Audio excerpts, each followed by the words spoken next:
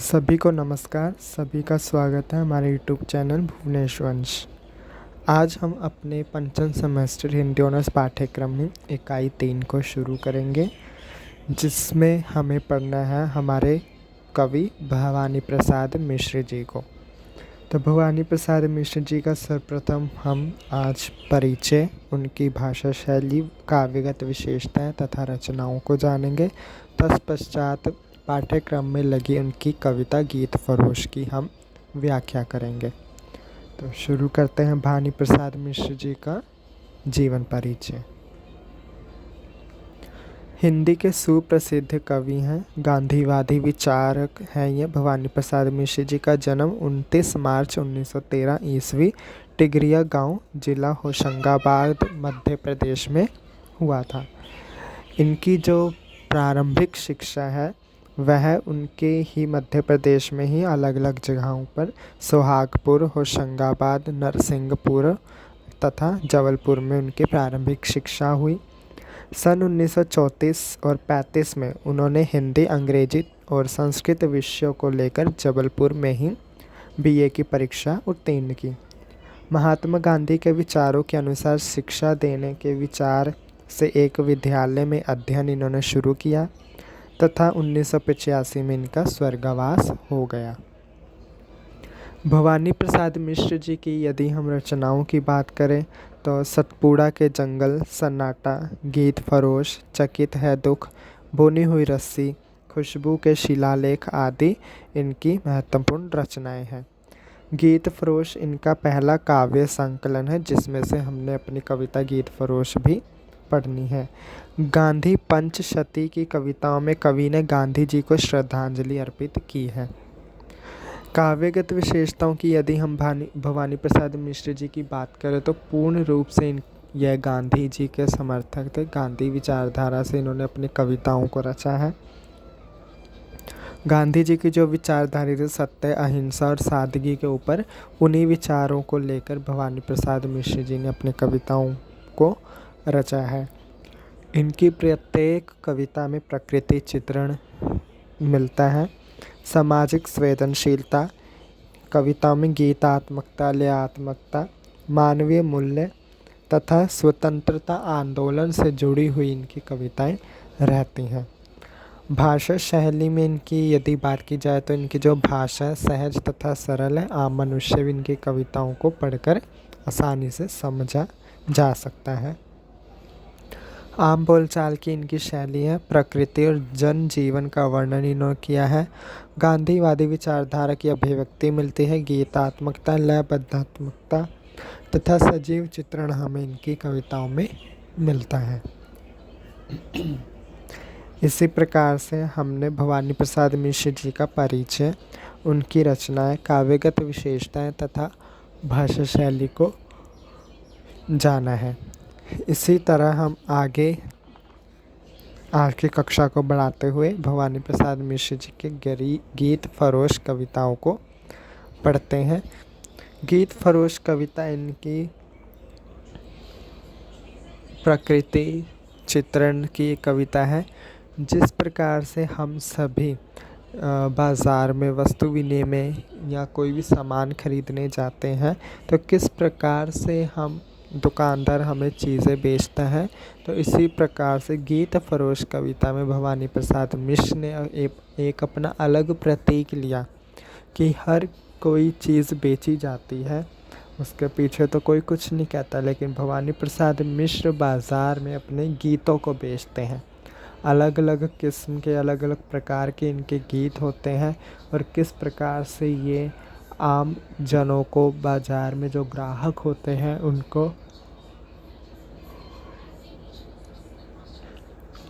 आम ग्राहकों को बुलाते हैं तथा अपने गीतों को बताते हैं कि यह गीत ले लो, वह गीत ले लो। इस प्रकार से हम इनकी कविता को गीतात्मकता से पढ़ेंगे।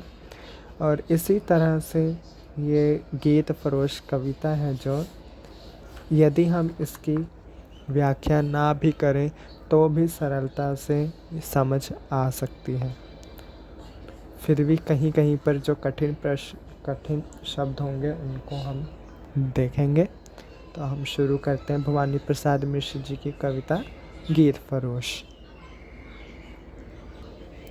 गीत फरोश भवानी प्रसाद मिश्र जी की कविता। इसको पहले हम पढ़ लेते हैं पूरी तरह से, फिर इसकी कहीं कहीं पर जो व्याख्या होगी इसको हम देखेंगे। जी हाँ हुजूर, मैं गीत बेचता हूँ, मैं तरह तरह के गीत बेचता हूँ, मैं किस्म किस्म के गीत बेचता हूँ। जी माल देखिए दाम बताऊँगा, बेकाम नहीं है काम बताऊँगा। कुछ गीत लिखे हैं मस्ती में मैंने, कुछ गीत लिखे हैं पस्ती में मैंने। यह गीत सख्त सर दर्द भुलाएगा, यह गीत पिया के पास बुलाएगा। जी पहले कुछ दिन शर्म लगी मुझको, पर बाद बाद में अकल जगी मुझको। जी लोगों ने तो बेच दिए ईमान, जी आप न हो सुनकर ज़्यादा हैरान। मैं सोच समझकर आखिर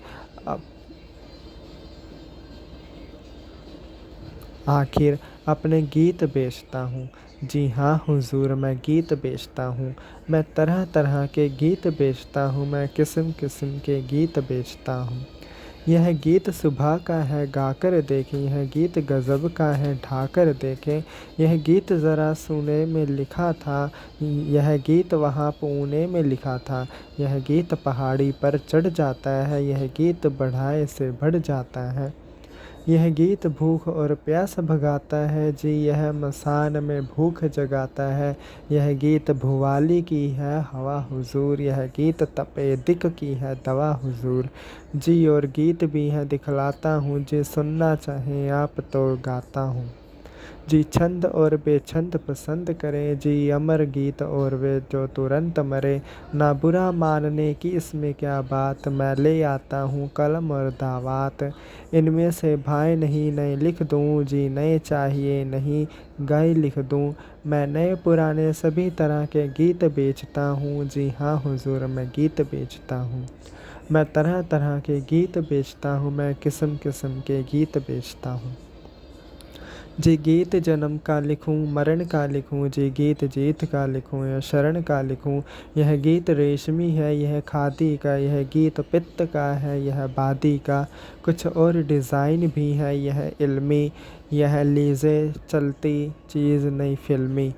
यह सोच सोच कर मर जाने का गीत, यह दुकान से घर जाने का गीत। जी नहीं दिल लगी कि इसमें क्या बात, मैं लिखता ही तो रहता हूँ दिन रात। तो तरह तरह के बन जाते हैं गीत, जी रूठ रूठ कर मन जाते हैं गीत। जी बहुत ढेर लग गया हटाता हूँ, गाहक की मर्जी अच्छा जाता हूँ। या भीतर जाकर पूछ आइए आप, है गीत बेचना वैसे बिल्कुल पाप। क्या करूं मगर लाचार हार कर गीत बेचता हूँ। जी हाँ हुजूर, मैं गीत बेचता हूँ, मैं तरह तरह के गीत बेचता हूँ, मैं किस्म किस्म के गीत बेचता हूँ।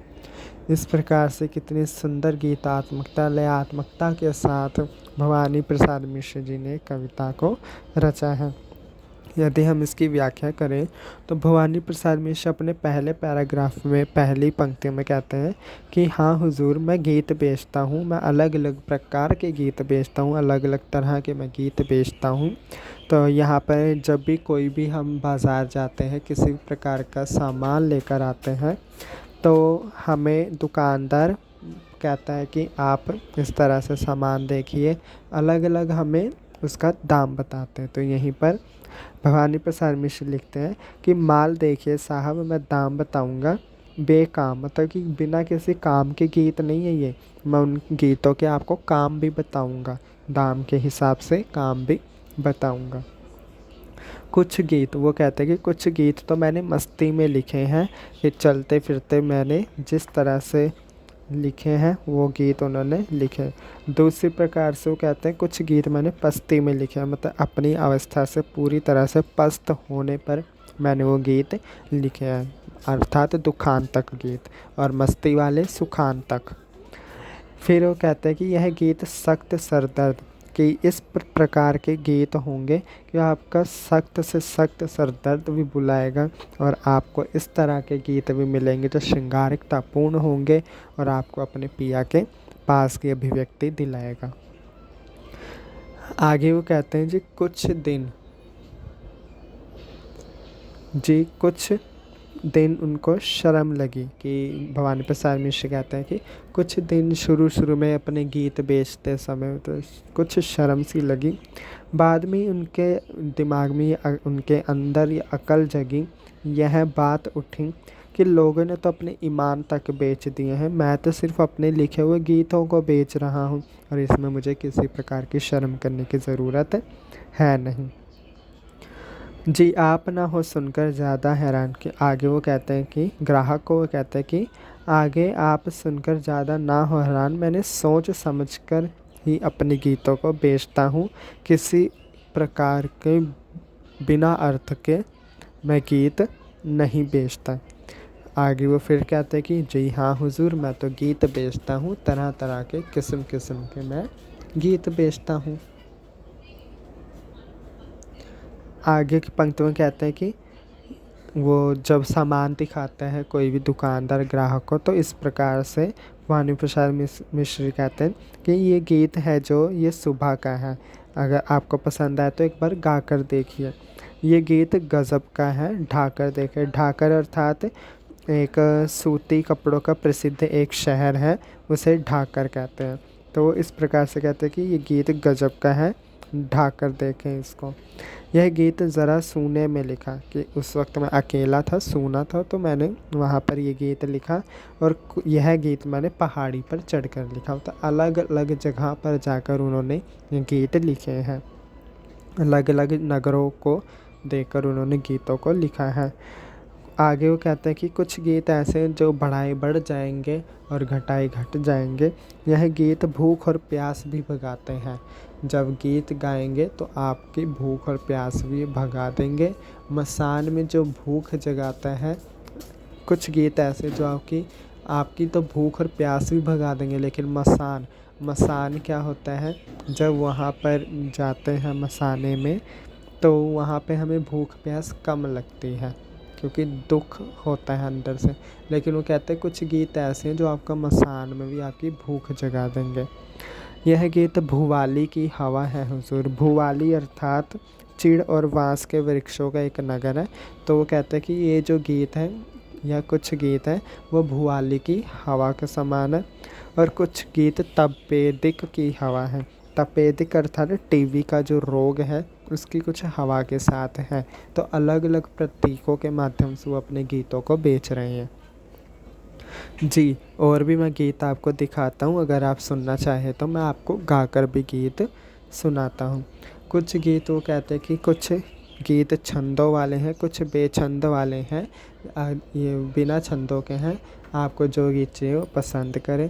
कुछ अमर गीत भी हैं और कुछ उनके गीत भी हैं जो तुरंत मरे, अर्थात जो स्वतंत्रता सेनानी हैं।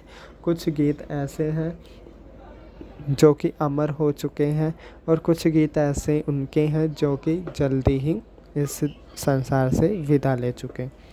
बुरा मानने की इसमें क्या बात, मैं ले आता हूँ कलम और दावत। वो कहते हैं कि यदि आपको ये गीत नहीं पसंद तो बुरा ना माने, मैं अभी कलम और दावत लेके आता हूँ, स्याही और कलम लेके आता हूँ।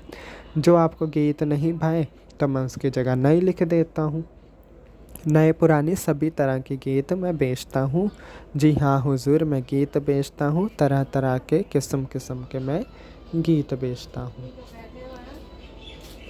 आगे वो कहते हैं जी गीत जन्म का लिखूं मरण का लिखूं, कि जन्म होने पर भी मैं गीत लिखता हूँ, मरने पर भी मैं गीत लिखता हूँ, जीत होगी तो भी गीत लिखता हूँ, शरण में जाऊँ किसी के तो भी गीत लिखता हूँ। कुछ गीत मेरे रेशमी हैं, कुछ गीत मेरे खादी के हैं और कुछ पित्त का है तो कुछ बादी। बादी अर्थात वाताकारक उत्पन्न रोग, जिस तरह से पित्त का रोग होता है इसी प्रकार से बादी जो वायु से होने वाले रोग हैं वह है। आगे वो कहते हैं कि कुछ और डिज़ाइन के गीत भी हैं मेरे, कुछ इल्मी गीत हैं, इल्मी अर्थात विद्या से भरे हुए, और कुछ मेरी फिल्मी गीत हैं।